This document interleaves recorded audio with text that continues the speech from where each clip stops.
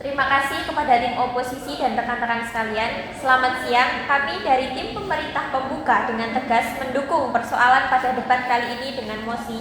Sebagai gerakan feminisme, Dewan ini menyesali adanya perlakuan khusus kepada pekerja perempuan. Kami berpendapat bahwa praktik memberikan perlakuan khusus kepada pekerja perempuan meskipun dimaksudkan sebagai perlindungan justru menimbulkan berbagai masalah serius yang merugikan perempuan itu sendiri.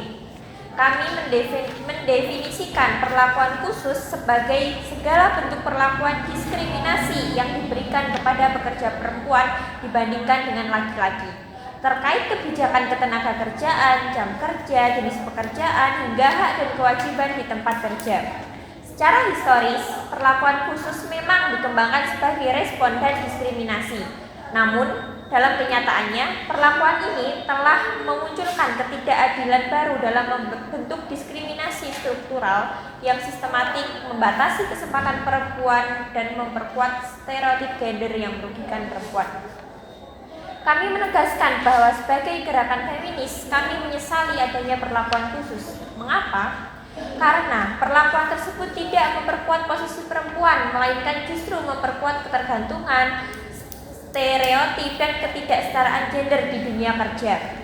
Tujuan utama kami adalah mendorong lingkungan kerja yang benar-benar setara dan inklusif tanpa perlakuan khusus yang memperkuat perbedaan gender, melainkan dengan perlindungan universal dan berbasis kebutuhan individu serta kemampuan. Kami akan fokus pada dampak perlakuan khusus yang meliputi: yang pertama, pembatasan akses perempuan terhadap jenis pekerjaan tertentu dan promosi jabatan. Yang kedua, dampak psikologis dan sosial akibat tekanan peran ganda pekerja perempuan. Yang ketiga, ketimpangan pengupahan dan perlindungan yang tidak merata. Yang keempat, budaya patriarki yang terus menyuburkan diskriminasi meskipun dengan adanya kebijakan protektif. Nah, selain itu, studi dari Universitas Diponegoro mengungkapkan bahwa perlakuan khusus justru memperkuat stereotip perempuan sebagai pihak yang lemah dan tidak mampu bersaing. Ini menyebabkan diskriminasi seperti pelecehan seksual, beban kerja tidak setara, upah yang tidak adil, serta kurangnya perlindungan pekerja perempuan yang bekerja malam hari. Perlakuan khusus dalam konteks ini tidak melindungi, melainkan menimbulkan kerugian yang sistematik dan berkepanjangan. Perlakuan khusus sering diwujudkan dalam pembatasan jenis pekerjaan dan penetapan jam kerja yang berbeda. Akibatnya, studi menunjukkan perempuan seringkali mendapat hambatan dalam promosi jabatan meskipun kompetensi mereka sama atau lebih tinggi daripada rekan laki-laki. Ini menimbulkan ketimpangan jabatan dan penghasilan di dunia kerja yang sangat bertolak belakang dengan cita-cita feminis akan kesetaraan hak dan kesempatan.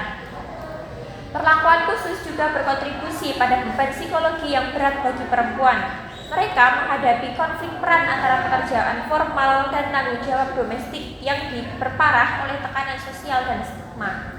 Kondisi ini menurunkan produktivitas dan juga berdampak buruk pada kesehatan mental pekerja perempuan seperti stres dan depresi yang berdampak negatif pada kesejahteraan dan karir mereka. Kultur patriarki yang masih kuat di banyak tempat kerja mendorong praktik diskriminasi terselubung dan eksplisit, termasuk kesenjangan upah, minimnya representasi perempuan di posisi strategis, serta sistem pengupahan yang tidak adil. Perlakuan khusus bukan mengubah kultur ini, malah seringkali memperkuatnya dengan menegaskan peran tradisional perempuan sebagai lemah dan terbatas. Gerakan feminis yang sejati adalah yang memperjuangkan hak berdasarkan kemampuan dan kebutuhan, serta keadilan universal tanpa diskriminasi gender. Oleh karena itu, perlakuan khusus yang bersifat eksklusif terhadap perempuan tidak sesuai dengan prinsip ini dan justru menghambat kemajuan kesejahteraan.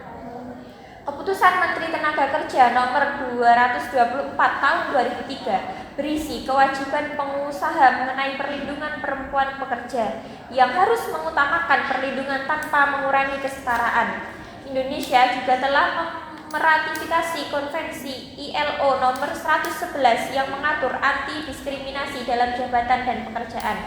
Dengan demikian, perlakuan khusus yang justru membatasi dan mendiskriminasi dibandingkan dengan semangat hukum perlindungan dan kesetaraan yang diatur dalam peraturan di atas. Dengan demikian, kami menegaskan bahwa perlakuan khusus kepada pekerja perempuan meskipun bermaksud melindungi justru menimbulkan ketidakadilan, diskriminasi, dan mengurangi kesejahteraan perempuan secara menyeluruh. Ini adalah alasan kuat yang menyebabkan kami sebagai gerakan feminis menyesali keberadaan perlakuan khusus tersebut dan menyerukan perubahan kebijakan yang benar-benar mengedepankan kesetaraan serta perlindungan yang adil dan universal bagi semua pekerja. Dan untuk persoalan mengenai adanya aturan tentang cuti melahirkan, dari tim pemerintah pembuka mengatakan bahwa sistem aturan pemerintah harus diperbaiki dengan tidak menyulitkan karyawannya dalam meminta izin cuti pada keadaan-keadaan mendesak. Bisa juga berlaku untuk laki-laki yang ikut mendapatkan izin saat istri melahirkan. Beberapa putusan MA menegaskan kewajiban pengusaha untuk mematuhi peraturan ketenagakerjaan, termasuk hak cuti dan perlakuan adil terhadap pekerja perempuan, serta menolak PHK yang dilakukan tanpa alasan yang sah dan prosedur yang benar sesuai Undang-Undang Nomor 13 Tahun 2003. Yang terhormat rekan-rekan Dewan dan hadirin sekalian, sebagai pembicara pertama dari tim oposisi pembuka, kami berdiri di sini untuk menolak mosi yang menyatakan bahwa gerakan feminis harusnya menyesali adanya perlakuan khusus bagi pekerja perempuan. Kami tegaskan bahwa perlakuan khusus ini bukanlah penyesalan, melainkan pencapaian tertinggi dari gerakan feminis. Sebuah bentuk pengakuan akan keadilan substantif atau keadilan yang fokus pada kebenaran dan juga kemanusiaan. Kami memahami bahwa tim pemerintah pembuka berpendapat perlakuan khusus memperpanjang stigma bahwa perempuan itu lemah dan menghambat kesetaraan. Kami akan membuktikan bahwa pandangan ini adalah pandangan yang dangkal, gagal memahami akar diskriminasi, dan justru akan menciptakan ketidakadilan yang lebih besar bagi perempuan. Alasan mengapa perlakuan khusus pada perempuan itu penting karena hal tersebut didasarkan pada dua pilar utama, yaitu fakta biologis atau kodrat wanita dan juga realitas sosial historis. Nah, fakta biologis dan kodrat kewanitaan itu artinya adalah kita sebagai manusia harus jujur dan bisa mengakui bahwa laki-laki dan perempuan itu tidak identik secara biologis, terutama terkait fungsi reproduksi. Hanya perempuan yang mengalami menstruasi, kehamilan, persalinan, dan menyusui. Jadi perlakuan khusus bagi pekerja perempuan adalah penting karena didasarkan terutama pada aspek biologis terkait fungsi reproduksi dan kodrat kewanitaan, serta untuk mengatasi tantangan sosial dan historis yang dihadapi perempuan di dunia kerja. Realitas sosial dan historis dan perlindungan di banyak negara, termasuk Indonesia, perempuan masih menghadapi tantangan sosial seperti budaya patriarki. Perlakuan khusus, misalnya larangan bekerja malam atau bekerja di tambang, pada awalnya diciptakan untuk melindungi perempuan dari eksploitasi di dunia kerja yang didominasi dan dirancang oleh laki-laki. Meskipun seiring waktu kebijakan ini harus dievaluasi dan disesuaikan, misalnya agar perempuan tetap boleh bekerja malam dengan jaminan keamanan dan fasilitas yang memadai. Perlakuan khusus adalah jembatan untuk memastikan perempuan bisa berpartisipasi di dunia kerja dengan aman dan sehat di tengah struktur sosial yang masih timpang. Nah, kembali lagi ke argumen tim pemerintah pembuka yang berpendapat bahwa perlakuan khusus menghambat kesetaraan formal. Kami menolak pandangan ini dengan tegas karena menurut kami diskriminasi itu bukan hanya karena perbedaan. Tim pemerintah pembuka juga berpendapat bahwa perlakuan khusus pada perempuan akan memperpanjang stigma perempuan itu lemah. Pemikiran ini adalah bentuk pandangan yang masih dangkal. Diskriminasi terhadap perempuan di dunia kerja bukan disebabkan oleh adanya cuti melahirkan. Diskriminasi disebabkan oleh struktur patriarkal, stereotip gender yang sudah ada di masyarakat, dan keadilan yang menganggap pekerjaan lebih bernilai daripada mengurus anak. Argumen dari tim OG tadi hanya melihat kesetaraan formal saja, memperlakukan setiap orang sama terlepas dari perbedaan kondisi. Namun kami berdiri di ranah kesetaraan substantif, yang mana kesetaraan substantif itu mengakui bahwa kondisi awal semua orang itu tidak sama. Perempuan memiliki kodrat dan resiko biologis yang berbeda dari laki-laki, seperti kondisi haid, hamil, maupun melahirkan. Dengan memperlakukan perempuan yang berbeda kondisi biologisnya ini sama dengan laki-laki, hal itu bukan sebuah kesetaraan, melainkan sebuah bentuk ketidakadilan. Kesetaraan substantif menurut adanya perlakuan yang berbeda seperti perlakuan khusus untuk mengkompensasi perbedaan tersebut, sehingga hasil akhirnya kesempatan untuk bekerja dan kesejahteraan itu menjadi sama. Perlakuan khusus bagi perempuan itu bukanlah penyesalan bagi gerakan feminis, melainkan pencapaian tertinggi dari feminisme yang telah diakui dan digagalkan oleh negara. Hak-hak yang ingin disali oleh OG itu telah dijamin oleh negara dalam Undang-Undang Nomor 13 Nomor 2003 tentang Ketenagakerjaan, khususnya pasal 81 mengenai cuti melahirkan dan pasal 76 mengenai cuti haid, serta perubahannya dalam Undang-Undang Nomor 11 2020 tentang Cipta Kerja. Pengakuan yang terdapat di undang-undang tentang hak-hak ini adalah kemenangan gerakan feminis, hasil perjuangan panjang agar negara mengakui bahwa tubuh perempuan bukanlah sekedar alat produksi, tetapi harus dilindungi dan juga dihargai.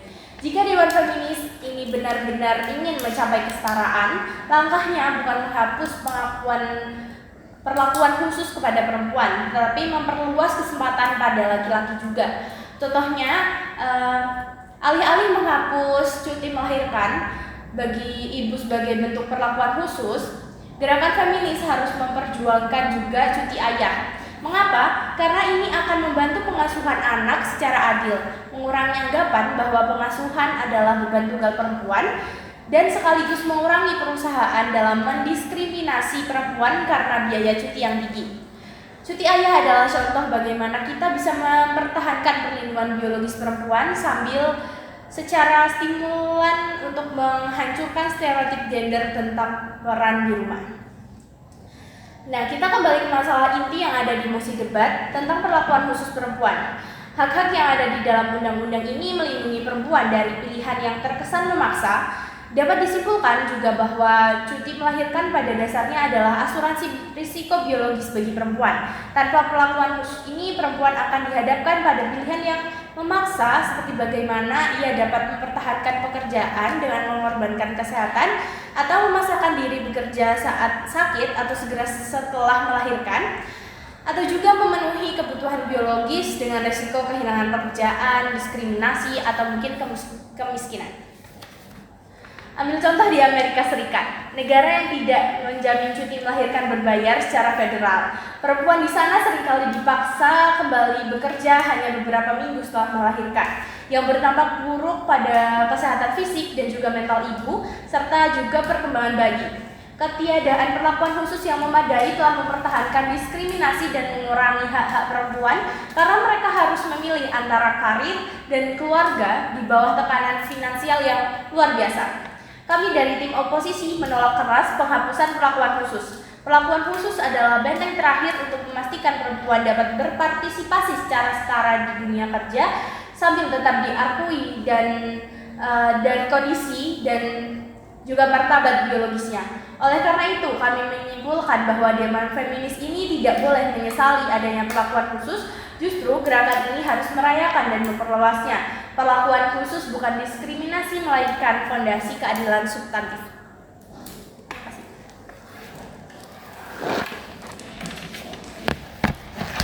Oke, baik, terima kasih kepada rekan-rekan Dewan yang terhormat. Sebagai pembicara kedua dari tim pemerintah pembuka, saya akan memperkuat dan memperjelas posisi tim kami. Posisi kami jelas mengatakan bahwa kelakuan khusus terhadap pekerja perempuan meskipun tampak sebagai bentuk perlindungan, namun sebenarnya melanggengkan diskriminasi terselubung dan memperlemah posisi perempuan di dunia kerja.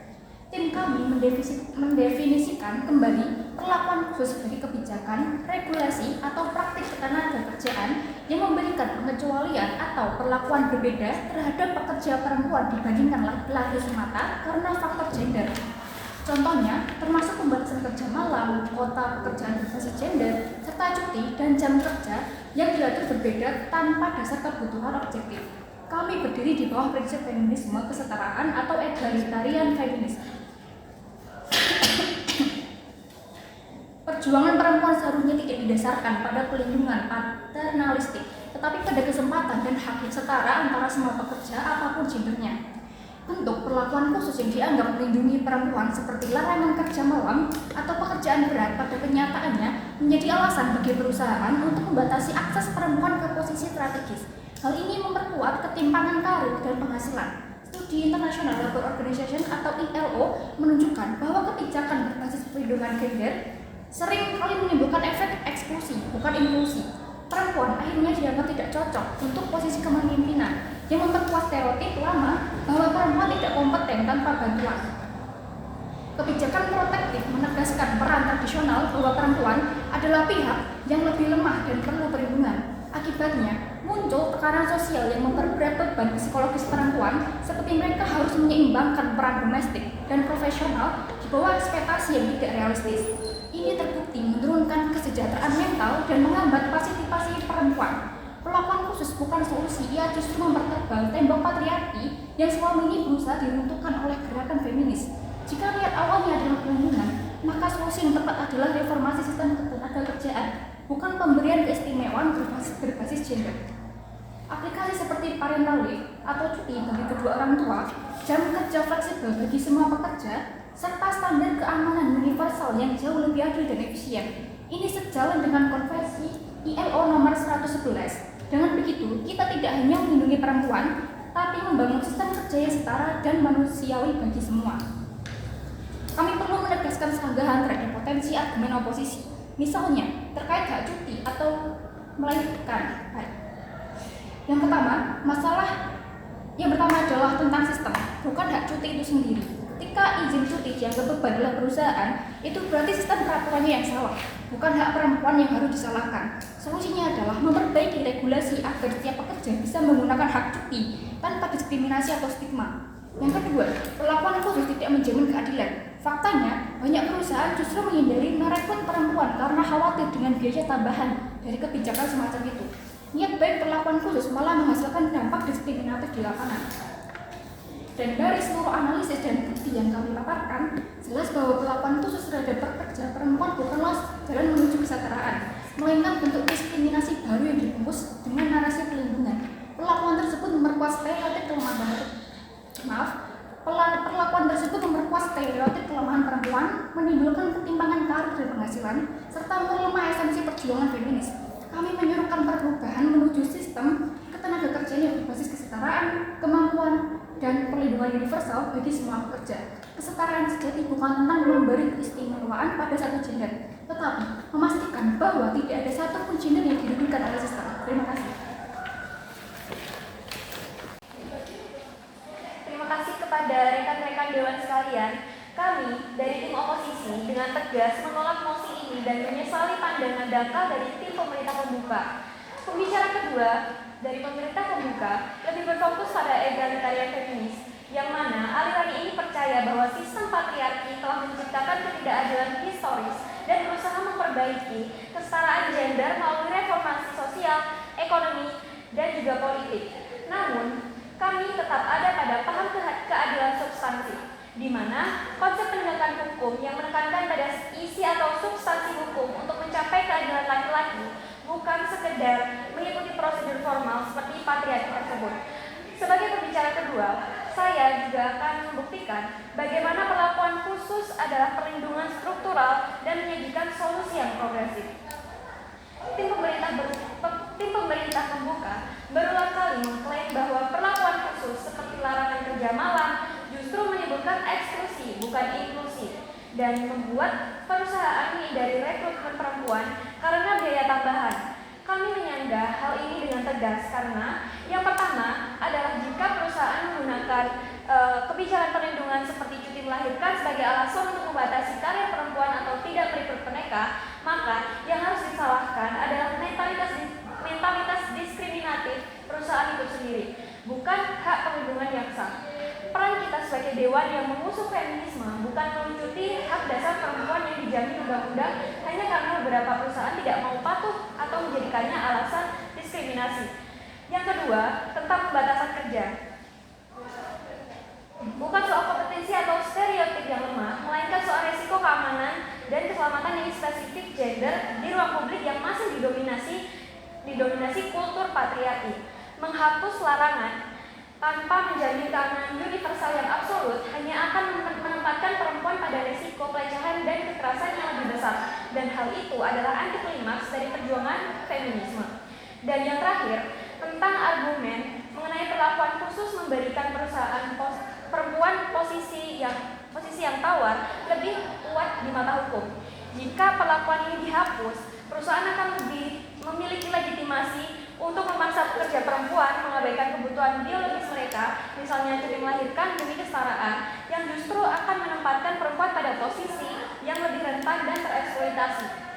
Gerakan feminis adalah sebuah gerakan di mana kita juga bisa mengakui bahwa tubuh perempuan memiliki kebutuhan yang berbeda dari laki-laki, seperti menstruasi.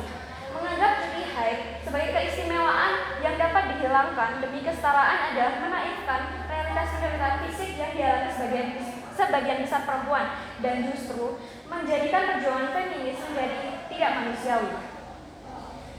Tadi, tim pemerintah membuka juga menyinggung tentang beban psikologis dan juga konflik peran ganda yang dialami oleh perempuan. Justru, perlakuan khusus seperti jam kerja fleksibel atau cuti keluarga tambahan adalah suatu bentuk pengakuan formal dari negara dan perusahaan terhadap adanya beban ganda ini. Nah, menghilangkan perlakuan khusus hanya akan membuat beban ganda itu tidak terlihat dan tidak diakui, sehingga perempuan harus menanggungnya sendirian dalam keheningan dan demi terlihat setara dengan laki-laki. Nah, sampai sini dapat kita ketahui dan dapat kita pahami juga bahwa perlakuan khusus bukanlah sebuah simbol kelemahan, melainkan manifestasi dari kedaulatan hak-hak pekerja perempuan yang secara eksplisit dilindungi oleh Konstitusi dan Undang-Undang Republik Indonesia, seperti Undang-Undang Nomor 13 Tahun 2003 dan Keputusan Menteri Tenagakerja Nomor 24 Tahun 2003. Rekan-rekan Dewan sekalian, dapat kita ketahui jika perempuan secara struktural lebih rentan terhadap kekerasan dan pelecehan seksual dan juga resiko keamanan di ruang publik, terutama pada jam-jam rawan seperti malam hari.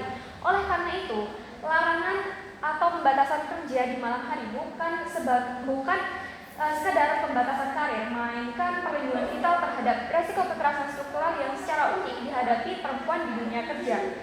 Menghapus perlindungan ini tanpa menghapus budaya patriarki yang menjadi akar kekerasan seperti yang diakui oleh pemerintah membuka berarti mengabaikan realitas resiko dan secara efektif menempatkan perempuan dalam bahaya.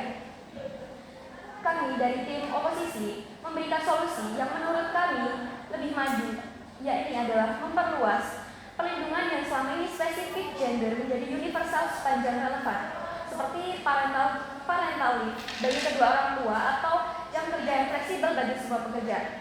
Namun, perlindungan yang didasarkan pada kebutuhan biologis harus tetap dipertahankan dan dijadikan standar minimum yang tidak dapat dinegosiasikan. Feminisme progresif berjuang untuk menghapus stereotip beban ganda dengan mendorong laki-laki untuk mengambil peran domestik seperti shared parental leave. Akan tetapi, perjuangan ini tidak boleh menghapus perlindungan terhadap kebutuhan biologis yang tak terhindarkan.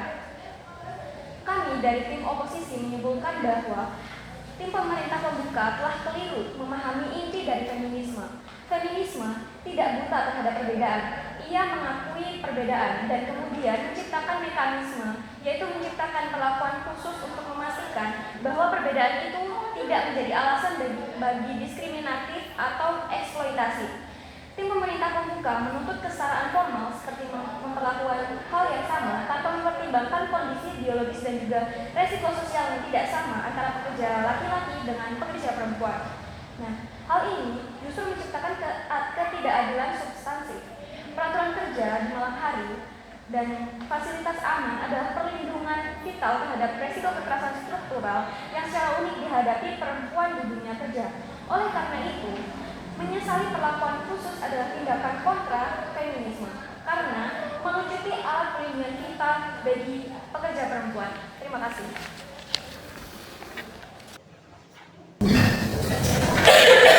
Namun kami tidak ada pemerintah Pembuka menanggapi bahwa perlakuan khusus ini juga membenarkan kegagalan perusahaan untuk memberikan akomodasi secara universal. Mengapa perusahaan harus memberikan parental leave yang setara jika mereka bisa dengan mudah menyalahkan undang-undang cuti melahirkan yang hanya berfokus pada perempuan? Perlakuan khusus ini menstabilkan struktur yang tidak adil dan diuntungkan dari pekerja.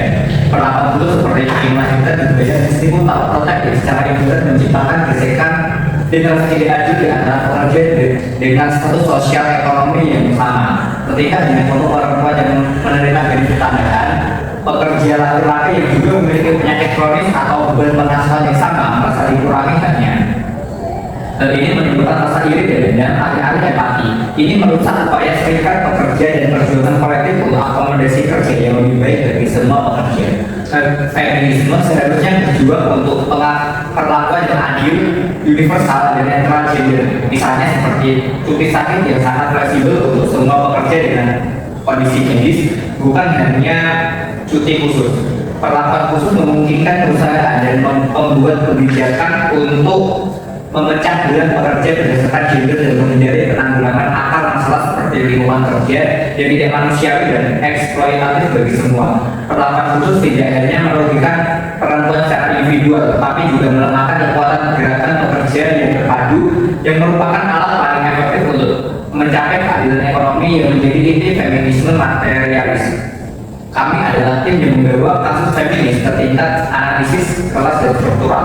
Feminisme yang sejati hanya harus bersatu, bukan memecah belah. Kami menyesali perlawanan khusus ini karena ia melemahkan perjuangan kelas pekerja dan merusak solidaritas yang kita butuhkan untuk menciptakan lingkungan kerja yang setara dan adil bagi semua. Sekian dan terima kasih. Yang mulia Ketua Dewan, para juri yang terhormat dan hadirin kalian. Kami mendengar dengan jelas pernyataan dari pihak afirmasi bahwa sebagai gerakan feminis Dewan ini menyesali adanya perlakuan khusus pada pekerja perempuan. Kami menolak narasi ini dengan tegas karena itu bukanlah feminisme wanita secara integral, bukan terhadap wanita dan justru melanggar ketidakadilan yang struktural. Perlakuan khusus seperti cuti haid, perlindungan hamil, atau jam kerja yang lebih fleksibel bukanlah hal yang istimewa, melainkan mekanisme kolektif yang kita. Melakukan proses kami yang nyata dan pengalaman biologis yang unik yang jika dipaksa bekerja tanpa toleransi akan mendukung aktivitas dan kesehatan perempuan. Menghapus perlakuan khusus berarti mengasumsikan bahwa perempuan dan laki-laki berada pada awal yang sama. Padahal kita tahu perempuan menghadapi beban ganda, diskriminasi, perekrutan, dan risiko pelecehan yang tidak dialami laki-laki. Perlakuan khusus ini bersifat sementara sampai struktur sosial dan pekerja benar-benar adil dan inklusif. Jadi kesimpulannya, jika Dewan ini benar-benar berdiri sebagai gerakan feminis, kita harus berani melihat dan mengakui kerugian yang tanggung perempuan akibat sistem yang patriarkis dan kapitalisme. Kita harus berani berinvestasi dalam mekanisme kolektif yang memastikan semua tidak dihukum karena pengalaman biologisnya. Maka sebagai gerakan feminis, kita tidak menyesali perlakuan khusus. Sebaliknya kita merayakan perlakuan khusus sebagai sebuah keharusan, sebagai bukti bahwa tidak akan membiarkan kesetaraan perempuan menjadi alasan untuk kita terhadap ketidakadilan struktural. Yang terhormat Dewan Negeri, tugas saya sebagai Government adalah untuk menunjukkan mengapa perdebatan ini dimenangkan oleh tim pemerintah dan mengapa posisi Government adalah tim yang paling sukses dan mendalam dalam kasus pemerintah. Garis konflik yang pertama antara opening government dan opening oposisi, yaitu kesetaraan atau proteksi. Tim opening government mengatakan proteksi secara prinsip pelanggar kesetaraan. Ini adalah klaim yang kuat namun filosofis. Tim opening oposisi mengatakan proteksi mutlak diperlukan untuk mengatasi realitas biologis. Bagi tim closing government, kami menunjukkan dampak pragmatis yang merugikan dari proteksi. Argumen kami menunjukkan bahwa di dunia nyata perlakuan khusus mengubah perempuan menjadi beban biaya yang lebih tinggi sehingga pengusaha menghindari memperkerjakan mereka di posisi senior. Ini adalah kegagalan proteksi secara empiris yang mengatakan kata yang melindungi justru menghambat. Garis konflik yang kedua antara opening oposisi dan closing oposisi, yaitu dampak jangka panjang pada gerakan. Tim closing oposisi kemungkinan hanya akan mempertahankan perlakuan khusus dengan alasan hasil positif mikro atau tingkat individu. Tim closing government kami adalah satu-satunya tim yang membahas dampak makro dan struktural. Kami menunjukkan bagaimana perlakuan khusus merusak solidaritas kelas pekerja dan mengalihkan perhatian dari tuntutan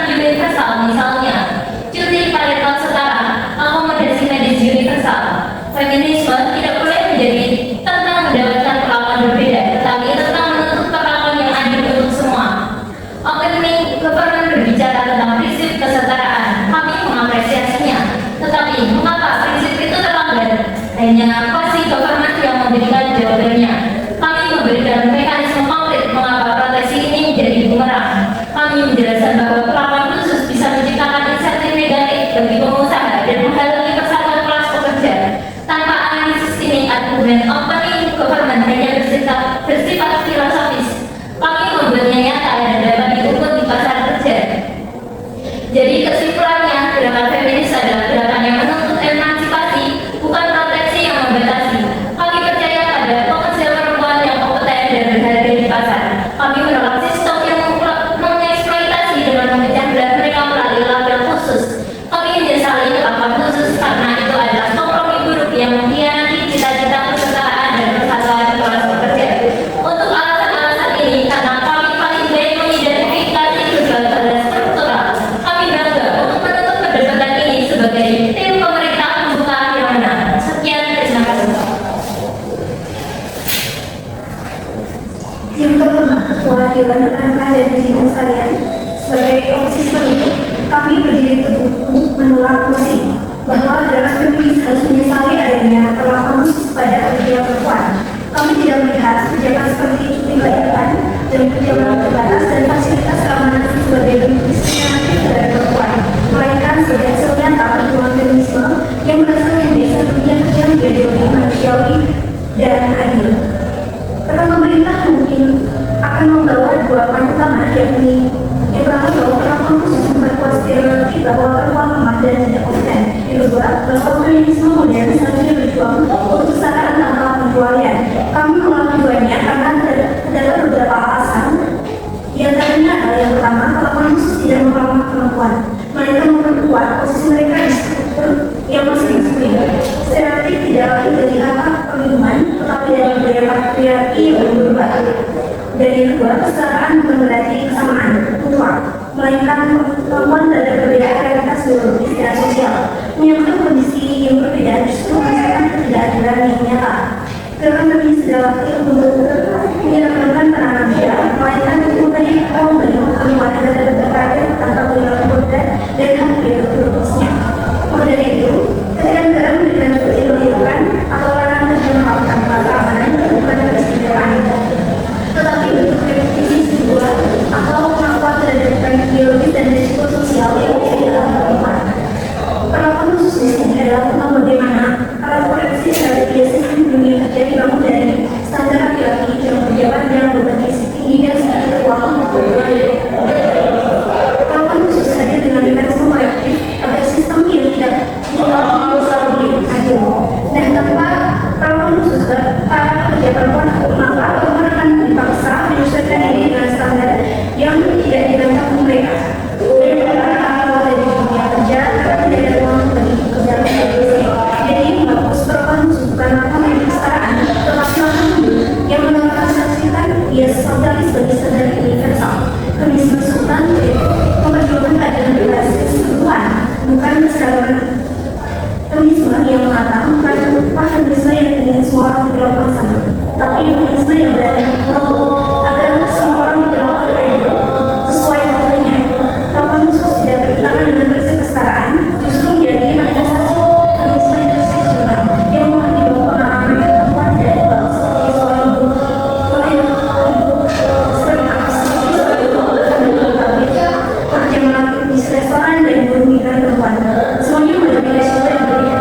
Perlakuan khusus berarti untuk mengangkat terhadap keberagaman pengalaman perempuan itu sendiri. Feminisme tidak berhenti di kesamaan, tetapi bergerak ke keberagaman, keamanan dan keberlanjutan. Ketika kita berbicara soal kesetaraan di tempat kerja, kita tidak hanya berbicara soal gaji dan fungsi, tapi juga hak atas tubuh, kesehatan reproduksi dan keselamatan kekerasan. Perlakuan khusus adalah instrumen hukum yang melindungi otonomi manusia, khususnya perempuan agar dapat berpartisipasi dalam ekonomi tanpa kehilangan martabat dan kesehatan. Jadi semuanya adalah gerakan feminisme sebagai kerja. Misal kebijakan yang lain dari perjuangannya itu sendiri. Sampai hari ini perempuan tidak mungkin lagi harus memilih antara menjadi kuat menjadi kerja